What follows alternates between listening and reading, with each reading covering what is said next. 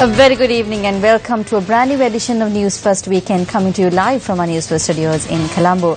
I'm Arundhati Lanka. Let's start off with a look at the stories making headlines this evening. President orders a comprehensive damage assessment on the tragedy at the Meethotamulla garbage dump collapse in 5 days. Minister of Disaster Management says government hopes to find a lasting solution to the garbage dump in Meethotamulla. Japanese Prime Minister expresses his condolences to the victims of the Meethotamulla garbage dump tragedy. The World Health Organization endorses a new vaccine for dengue. And now for the stories in detail. Police have confirmed that the number of dead following the collapse of a section of the Meethotamulla rubbish dump has risen to 25. 145 homes were damaged in the collapse, while 625 people from 180 families are displaced. The bodies of 6 people killed in the collapse of the Meethotamulla rubbish dump are currently lying at the Kulonava Raja Mahaviharya.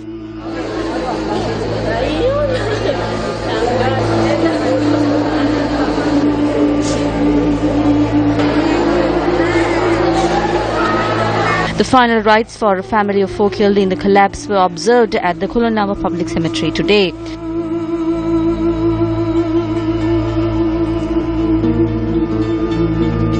The final rites for the other 2 people whose bodies are currently lying at the Kulonava Raja Mahaviharya will be observed at the Kotikava at the Public Cemetery in Colombo.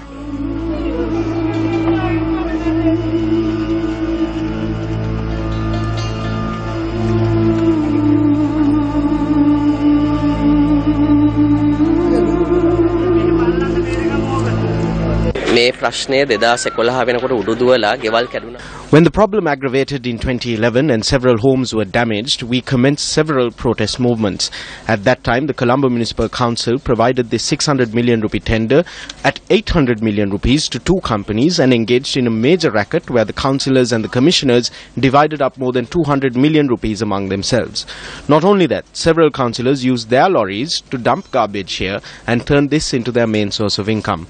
What they said at the time was that the problem cannot be resolved because the UPFA governed the country and the UNP governed the CMC.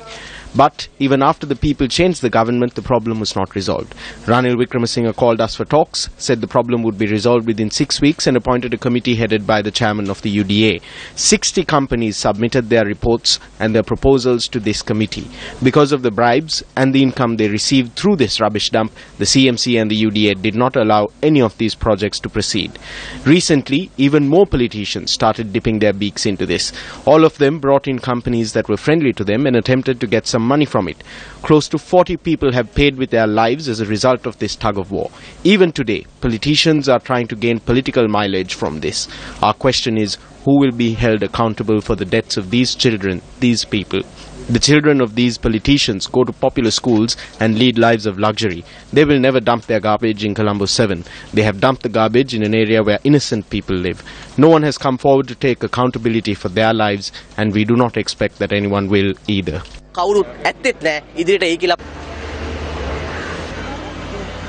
3 more bodies were recovered during the search operations this morning.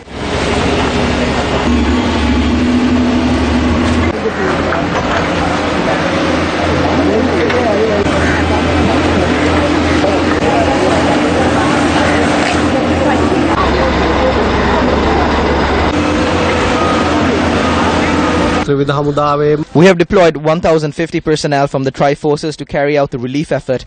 We have also dispatched 15 excavators and an equal number of dump trucks and tippers for this purpose. The operation is ongoing. A team of experts is also on the ground assessing whether there is a risk of another disaster at this rubbish dump. The Army too has put up the necessary cameras and is constantly monitoring the situation.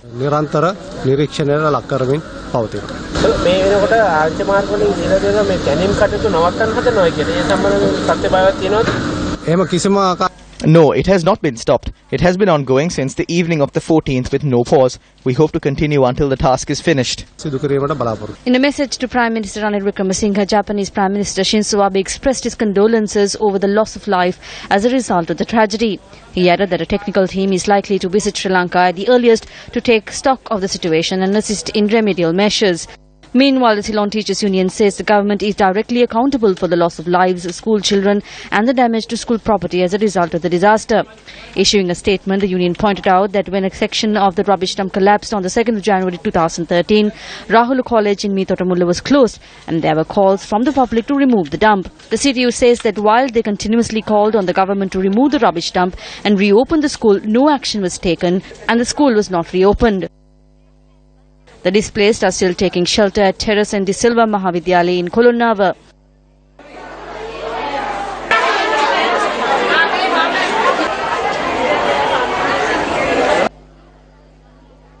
A special police unit has been stationed at Rahul College in Meetotamulla to record entries on missing people and damage to property.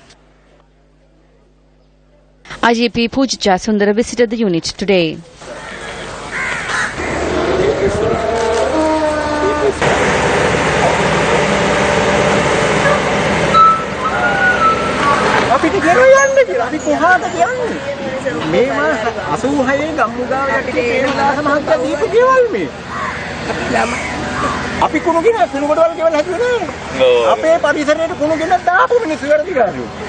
The IGP also inspected 2 storage facilities at the Paddy Marketing Board which are being used to shelter the displaced.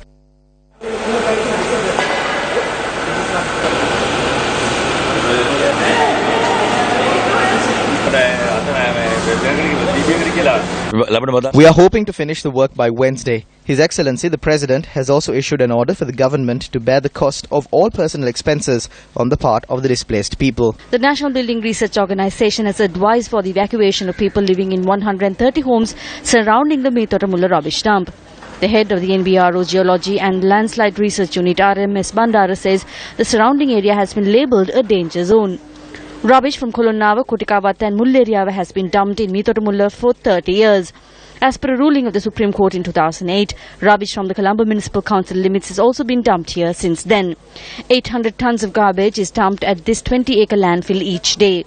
The rubbish dump is about 300 feet or 91 meters high. Newsfirst has just received information that the death toll from the Meetotamulla tragedy has increased to 26. Meanwhile, President Maithripala Sirisena has instructed officials to submit a comprehensive report on the extent of the loss of life and damage to property caused by the collapse at the Meetotamulla rubbish dump within 5 days. Now, President Sirisena chaired a meeting at the Ministry of Disaster Management this morning to coordinate and assess the relief effort. Parliamentarians and ministers, including the Minister of Disaster Management, Anura Priyadarshana, were present at the meeting. President Sirisena had instructed officials to disregard financial constraints in providing relief to the affected people. මේ ස්ථානයේ තිබෙන අපද්‍රව්‍ය මේ කුණු කන්ද මෙතනින් ඉවත් කිරීම පිළිබඳව ගත යුතු. The waste at this location, this rubbish dump, must be removed swiftly. That is one problem. We must also resolve the problem of how we are going to provide relief for the people who are living in this area. Their welfare is of the utmost importance and we must act swiftly to remove the rubbish dump. All institutions must carry out their tasks to ensure the safety of the people living in this area, to evacuate people living in areas that are at risk, providing them alternative housing and ensure their welfare. There will be no shortcomings in financial provisions from the government to carry out the relief effort. මේ පිළිබඳව අපි රජයේ විදියට ඒ සම්බන්ධයෙන් කටයුතු කෙරෙනවා. Priority was given at this meeting to removing the rubbish dump from this location. The government wants to see an end to this. Whenever a location is chosen, there are protests. Politicians get involved. Monks get involved. They take to the streets with a little understanding of the facts. This is a major problem for the country. We need to talk about a scientific approach to waste management. The only location in Sri Lanka and all of South Asia to scientifically dispose of waste is in Dompe. 5 more facilities are being developed in the country. We need a scientific solution to this issue.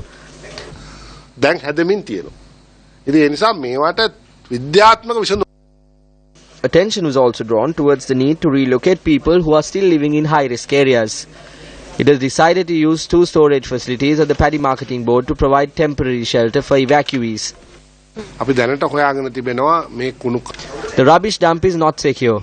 Other sections of it could collapse. We have conducted investigations to determine the risk areas and we are evacuating the residents. We are marking a boundary today. The police, the Ceylon Electricity Board, the Water Board have undertaken the task of immediately refurbishing 2 storage facilities of the Paddy Marketing Board to serve as a temporary shelter. The responsibility has been given to the District Secretary. No more waste will be dumped there. Parliamentarians who participated in the meeting expressed the following views. 800,000 to 1 million people travel to Colombo every day. The entire country comes here. All politicians and everyone in the country must come together to resolve the problem of disposing the waste generated by the people coming here. We cannot simply delay this by saying that this is the waste of the people of Colombo or that this is the waste of the CMC. This is a problem for the people of this country and so we need to find a permanent solution soon.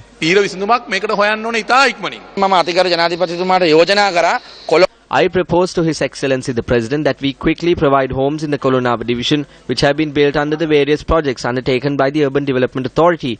The Colombo Municipal Council offered a sum of money for this purpose and the balance can be submitted to the Cabinet on Tuesday and the people can be resettled there quickly. They cannot live in camps until homes are built. This catastrophe was not the fault of the people.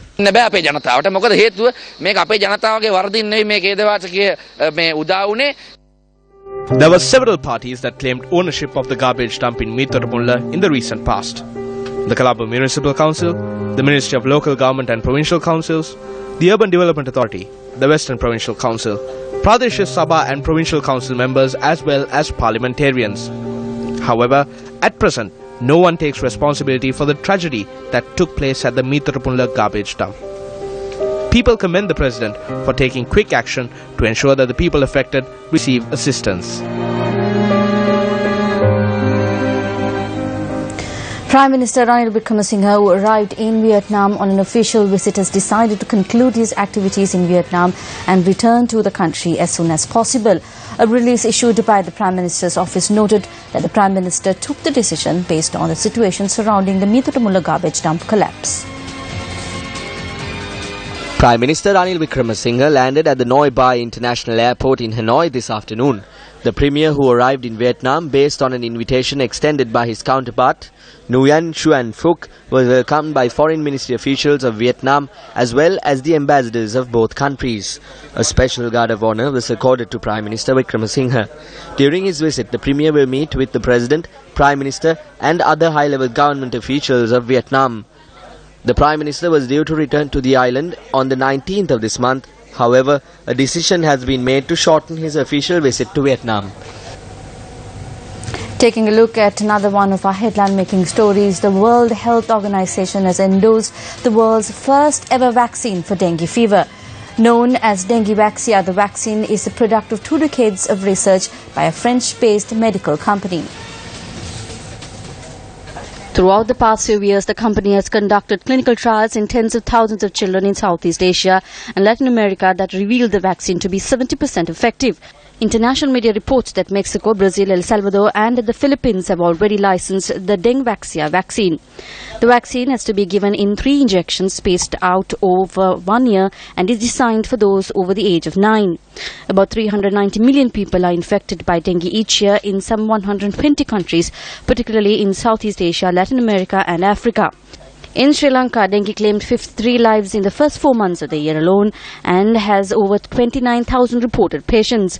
Newsfirst spoke to the Secretary to the Ministry of Health about the possibility of using this vaccine on dengue patients in the country. Even though the WHO has endorsed this particular vaccine, they had asked the countries to use it only if it's suitable. This particular vaccine is special. You have to use 3 doses on 1 patient. This is more suitable to be used on a person who has at least 70% of the virus in his body. That is what the WHO says. The most suitable way is to obtain the opinion of doctors individually. The Ministry of Health is carrying out investigations regarding this vaccine. We will take the next step if the investigation proves that this vaccine is suitable to us. The National Drug Authority is studying this vaccine. We have not taken a decision on how the vaccine can be used. The resurrection of Jesus Christ is of great importance in the Christian faith. Today, on Easter Sunday, devotees of Christ across the globe commemorate the resurrection of Jesus Christ. Christians reminisce the passion, death and resurrection of Jesus Christ throughout the Holy Week. They believe that Jesus Christ cleansed the world from sin through his great sacrifice and was resurrected to establish the kingdom of God. Easter Sunday was celebrated in Sri Lanka as well.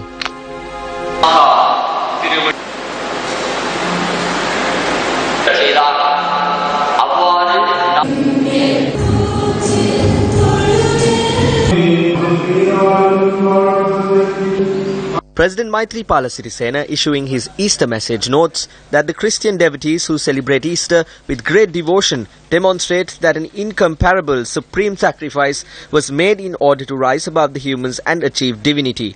The President added that the supreme sacrifice of Jesus Christ is celebrated by the Christian devotees all over the world to enlighten the hearts of the people about the most prominent selfless act that marked the existence of the world today.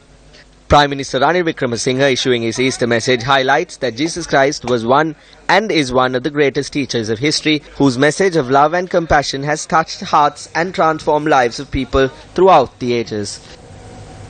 Pope Francis, leading the world's Roman Catholics into Easter, urged them not to look away from the poor, the immigrant treated with contempt, and the pain of the elderly desperate with loneliness. In his homily at an Easter Vigil Mass in St. Peter's Basilica, Francis recounted the biblical account of Mary and Mary Magdalene filled with grief as they went to visit Jesus' tomb. Their grief, he said, during the solemn ceremony could be seen in the faces of many women today. Pope Francis has used the period leading up to Easter to stress his vision of service to the neediest. In loro vediamo anche I volti di coloro che sperimentano il disprezzo perché sono immigrati, orfani di patria, di casa, di famiglia. I volti di coloro il cui sguardo rivela solitudine e abbandono perché hanno mani troppo rugose.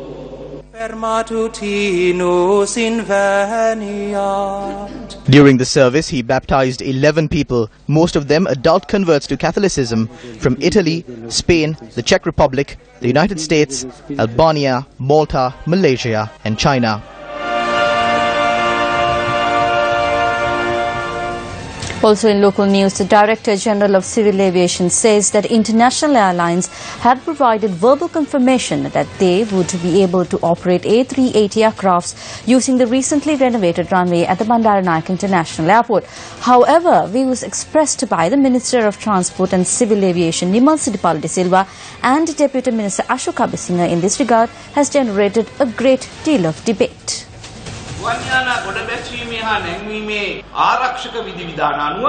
To land and take off flights, the runway needs to be at an exceptional standard.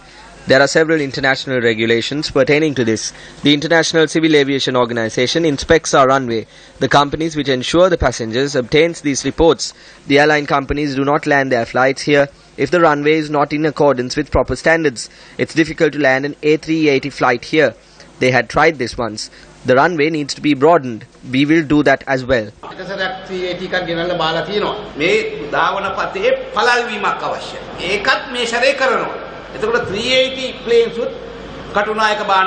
Although Subject Minister expressed his views on the broadening of the runway, the Deputy Minister revealed that it was not the runway that was widened, but the shoulders of the runway. A380 aircraft can land at this airport without any problems. However, what we have is the 4E certificate and not the 4F certificate. To gain 4F, the runway needs to be 60 meters in width. However, what we have is a 45 meter wide runway with two shoulders of 15 meter each. The total width is 75 meters. So large aircraft can land at this airport. Although the Subject Minister said that the A380 operations would commence following the renovation of the runway, this is what the Deputy Minister had to say. They earlier landed large aircraft with a 45-meter runway. They took off on the same runway by simply using the inner engines. Now the aircraft can take off with all four engines running because the shoulder has been created. As the Civil Aviation Authority, we state that there will be no problems. We spoke to aviation professionals regarding the contradictory remarks expressed by the Subject Minister and the Deputy Minister. Aircraft that transport passengers never turn off one or more engines during takeoff or landing. We cannot say that a certain type of aircraft will be able to operate based simply on the width of the runway. There should be taxiways. There should be sufficient parking space for planes. This parking space depends on the wingspan of the aircraft. An A380 has a wingspan of 80 meters, and according to my knowledge, I don't know of a place in the BIA which can accommodate this. ඒ පල්ලට හරියන්ට මන් දන්න තරමින් නම් තැනක් නැහැ Park කරන්න. ගුවන් තොටුපළ ගුවන් ධාවනපත්තිය ආස්තරණය කළාන් පස්සේ When the runway renovations were completed, the technical evaluation team from the Emirates Airlines arrived, and following their inspections, they told me verbally that they are satisfied with the runway and that A380s could operate from the airport. You will be able to see the response to all these issues and challenges within a matter of 2 months. මේ අභියෝගවලට මාසයක් දෙකක් ඇතුළත මේ නීති පිළිතුරක් ලැබෙයි කියලා මම බලාපොරොත්තු. I don't think they will be able to get international certification because the two outer engines will be able to draw sand and other types of debris. Also, we have no idea about the strength of the shoulders that were built because it is impossible to always land an aircraft at the dead center of the runway. Emirates has landed A380s at this airport on 2 previous occasions. But at that time, if something happened, Emirates would have been responsible because they knew the risks. If we increase the rating without having the necessary standards of certification, we will face a myriad of issues, including high insurance costs. The runway at the BIA was temporarily closed down for a period of 3 months from the 6th of January in order to accommodate the renovation activities. It was later revealed that Sri Lanka Airlines alone suffered a loss of around $40 million during this period. The total investment on the renovation project stood at 7.2 billion rupees. ලංකාව ක්‍රම පෞගිය කාලවල බරපතල ලෙස හෙම්බත් වී සිටියා. Once again, through engaging in fantasy projects for leisure and to boost the egos of politicians, Sri Lanka is heading towards the fantasy culture. Those who engaged in such fantasy projects under the Mahinda Rajapaksa regime have entered this government. Following the political transformation, they have become ministers and they are now going back to their old habits. There is a serious issue given the massive sum of money that was spent on this project at the Katunaik International Airport. What have they done after spending 6 billion rupees? People like Nimal Siripala used to work in the Mahinda Rajapaksa regime. So it is very simple for them to come and respond to this. We call on the government to immediately launch an investigation into this.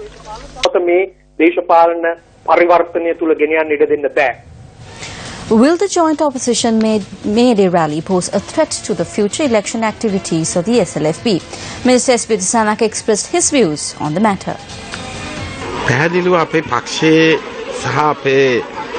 is a clear division between the United People's Freedom Alliance and our party. We are doing our best to mend this relationship. However, if not, we will take steps to dismiss this team and ensure that we create a strong party. We are conducting discussions regarding this.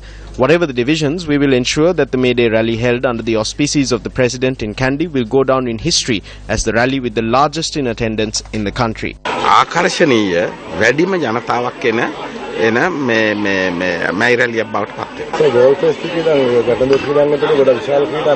If the joint opposition manages to draw a large crowd to the Golface Green, wouldn't this have an impact from the SLFP at the upcoming local government elections?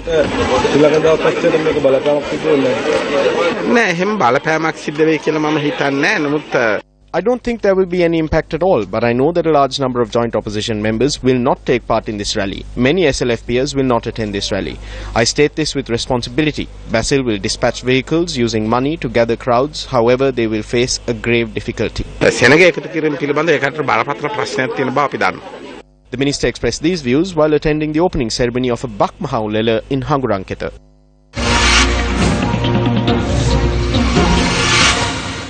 Quoting a letter from the Education Minister, the print media reported on Thursday that the minister had banned all senior officials at the ministry, excluding the ministry secretary, from carrying out 10 specific tasks without his approval. The fact that such a letter had to be written makes it evident that these actions have been carried out in the past without the approval of the minister. Among the actions that the minister has banned is the appointment and removal of principals of national schools. As it turns out, under the Good Governance government, 2 decisions that do not conform to good governance fundamentals were taken with regard to principals of national schools. A person who was barred by the Public Service Commission from being appointed to any position at any school, and a person who was ordered by court to not serve at any school until he is cleared of charges of misconduct, were appointed as principals of national schools. These two individuals continue to serve as the principals of two prominent schools in Galle and Mathura. A similar decision with regard to the position of Director of National Schools is due to come into effect tomorrow. The individual appointed to this position by the Education Secretary is a person who has been banned from being involved in any activity directly involving school students. This and two other disciplinary orders were imposed on this person following an inquiry carried out by the Education Ministry. The fact that the Western Province Ministry of Education has released this person in order to enable him to function as the Director of National Schools from tomorrow shows the state of discipline in this country. Incidentally, this individual has also been accused of fraud in the procurement of computers for the Colombo Zonal Education Office. While the Provincial Education Secretary has submitted this charge sheet to the person in question, the Secretary of the Education Ministry has submitted a letter appointing him as the Director of National Schools. Will this blatant flouting of ethics be addressed? Minister of Education, over to you. Up next is a look at Crime Watch.